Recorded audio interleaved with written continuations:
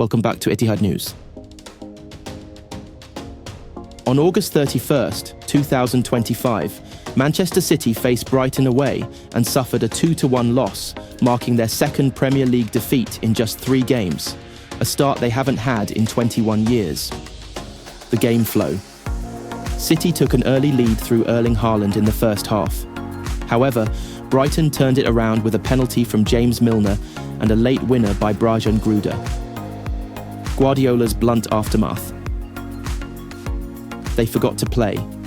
Guardiola lambasted his players, saying they forgot to play, resorting to aimless long balls, losing composure, and failing to pass effectively in a drastic collapse after a commanding first hour.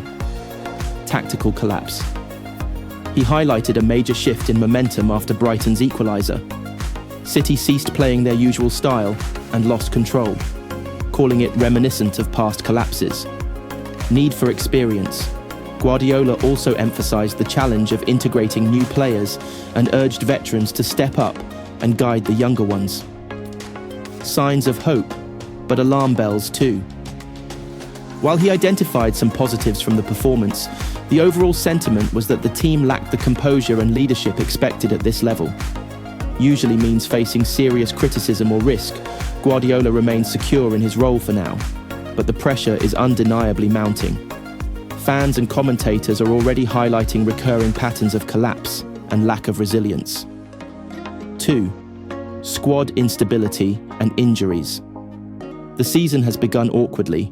City sit mid-table, 12th, with just 3 points after 3 matches. To make matters worse, summer signing Rayan Cherki is sidelined for 2 months with a thigh injury, another blow to squad depth and creativity. 3. Tactical doubts. Despite instilling a defined style of play, Guardiola openly acknowledged a loss of control in the second half. Critics are now questioning whether his tactical rigidity is failing to adapt to evolving challenges. Media commentary raised concerns about a complacent mentality and a lack of on-pitch leadership, especially in the absence of icons like Kompany, Touré, and De Bruyne. Resilient reality. This is far from new ground for Guardiola. His tenure at Man City has seen incredible success. 4 consecutive Premier League titles among a haul of trophies. These past achievements afford him patience and trust from the board. Past challenges. Yet, history shows cracks. In late 2024, City suffered their worst ever losing streak. 4 straight defeats, compounded by internal tensions and external criticism. With a tricky run ahead, featuring games against United, Arsenal and Napoli, Guardiola must quickly recalibrate the team to regain confidence. Performance versus results. He must convert improved performances into tangible results, avoiding another rapid loss of form. Pep Guardiola is a rare breed, a manager under fire without being fired. Yesterday's defeat illustrates a worrying undercurrent, a team that can lead for 60 minutes but collapses thereafter. This is not just a tactical crisis, it's psychological and structural. Guardiola's legacy minimises the likelihood of immediate repercussions, but if complacency and instability continue, even the most decorated managers must answer for faltering empires.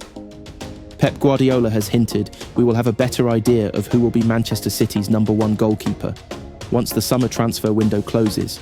City started with summer signing James Trafford in goal against Brighton, with the former England under-21 international making his 3rd successive start of the season. Ederson was left on the bench on the south coast, with the Brazil international linked with a move to Turkish giants Galatasaray and Fenerbahce before the window slammed shut on Monday evening. Should Ederson leave, City are expected to push through a move for PSG goalkeeper Gianluigi Donnarumma, who is free to leave the European champions after being deemed surplus to requirements by boss Luis Enrique. As such, Guardiola has suggested we will have a better idea of who will be City's long-term #1 after Monday's 7 p.m. deadline. Thank you for watching.